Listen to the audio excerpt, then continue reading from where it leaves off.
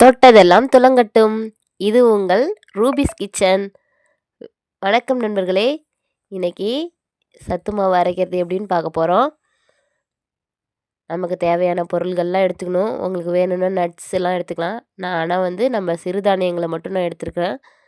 சிறுதானியங்கள் மற்றும் தானியங்கள் எடுத்திருக்கேன். நான் வரகு, திணை, சாமை, கம்பு, கேழ்வரகுன்னு எடுத்திருக்கேன். சோளம், மலாட்டை பயிர், நாங்கள் மல்லாட்டை பயிர்னு சொல்லுவோம், வேர்க்கடலைன்னு சொல்லுவாங்க. இதோ கருப்பு கவனி, மாப்பிள்ளை சம்பா, பார்லி, கருப்பு உளுந்து எடுத்திருக்கேன், பொட்டுக்கடலை, கோதுமை, கேழ்வரகு எல்லாத்தையும் எடுத்துக்கணும். உங்களுக்கு தேவையான நட்ஸ் போட்டுக்கலாம். நான் நட்ஸ்லாம் ஒமிட் பண்ணிட்டேன். இது எல்லாத்தையும் வானலியில் போட்டு நல்லா வறுத்து எடுத்து தாங்க நம்ம சத்து மாவு அரைக்கணும். குழந்தைங்களுக்கு ரொம்ப ரொம்ப நல்லது. தீயை விடாமல் மிதமான அனல் வச்சு வறுத்துக்கணுங்க.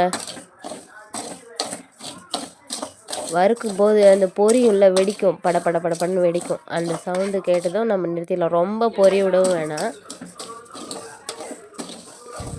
அந்த பொரியிற ஸ்டேஜில் எடுத்துக்கினா போதும்.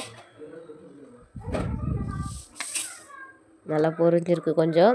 இதே மாதிரி ஒரு தானியங்களை நம்ம எடுத்து வறுத்துக்கலாங்க. இது கம்பு, நான் நாட்டு கம்பு தான் எடுத்துக்கிட்டேன். நல்லா வறுக்கணுங்க. பச்சை வாசனை போகிற அளவுக்கு வறுத்தா போதும். இந்த வறுபடுறப்ப அந்த வாசனை வரும் பாருங்கள், பச்சை வாசனை மாதிரி மாறி போயிட்டு நல்ல வாசனை வரும். அந்த நேரத்தில் எடுத்துடணும். இங்கே பாருங்களேன், பொரியுது. பொரிஞ்சதும் நம்ம எடுத்து கொட்டிடணும்.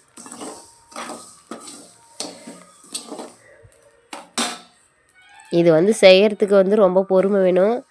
நம்ம கடையில் ஹார்லிக்ஸு, போன்விட்டா இதெல்லாம் பிள்ளைங்களுக்கு வாங்கி கொடுக்கறத விட நாமளே நம்ம கையால் நம்ம சிறுதானியங்களை அரைச்சி சத்து மாவு கொடுத்தோம்னா குழந்தைங்களுக்கு ரொம்ப ரொம்ப நல்லது.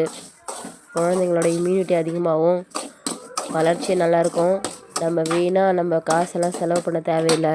போயிட்டு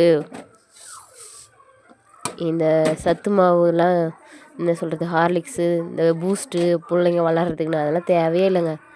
நம்ம சிறுதானியங்கள், நம்ம நாட்டு தானியங்களை நம்ம வறுத்து நம்ம பிள்ளைங்களுக்கு கொடுத்தாலே போதும். பிள்ளைங்களுக்கு நம்ம சத்தான உணவு தான் தரணுமோஞ்சி நம்ம பெருமைக்கு ஆசைப்பட்டு அந்த அதிகமாக விலை கொடுத்தா தான் அது நல்லது அப்படின்னு நினைக்கக்கூடாதுங்க. நம்ம நாட்டில் விளையிற தானியங்களே நம்மளுக்கு போதுமானது. இங்கே பாருங்கள், எல்லா தானியங்களும் வறுத்துட்டேன். நல்லா வறுபட்டுருச்சு. இது கொஞ்சம் நேரம் ஆற விட்டு மில்லில் கொடுத்து அரைச்சிக்கணுங்க. நல்லா கிளறி விடுங்க. கிளறி விட்டு நல்லா ஆறுனதுக்கப்புறம் தேவையாஇருந்தால் உங்களுக்கு நிறைய ஏலக்காய் போட்டுங்க. நான் ஒரு 4 ஏலக்காய் போட்டு தாங்க, ரொம்ப ஏலக்காய் வாசனையும் அதிகமாக இருக்குன்னு சொல்லிவிட்டு நான் கொஞ்சமாக தான் போடுறேன். உங்களுக்கு வேணும்னா நிறையா போட்டுக்குங்க. இதுவே எனக்கு போதுமானதுங்க. வயசானவங்களுக்கும் கொடுக்கலாம். வேணும்னா நம்ம பால் ஊற்றி காசிக்கலாம், இல்லைன்னா வேறு இதாகவே காசிக்கலாம். இங்கே பாருங்கள், நல்லா மில்லில் கொடுத்து அரைச்சி எடுத்து வந்தாச்சு. நல்லா நைஸாக அரைச்சி எடுத்துட்டுருக்கணும். இதை நல்லா ஒரு ஏர்டைட் கண்டெய்னரில் போட்டு நல்லா மூடி வச்சிட்டோம்னா நம்ம வேணுங்கிறப்ப பிள்ளைங்களுக்கு காசி கொடுத்துக்கலாம். இதில் அடையும் சுடலாம், என்ன வேணாலும் செய்யலாங்க. சத்து மாவு உருண்டை செய்யலாம், நல்லா சூப்பராக இருக்கும். என்ன வேணாலும் செஞ்சுக்கலாங்க, சூப்பராக இருக்கும். Thank you friends.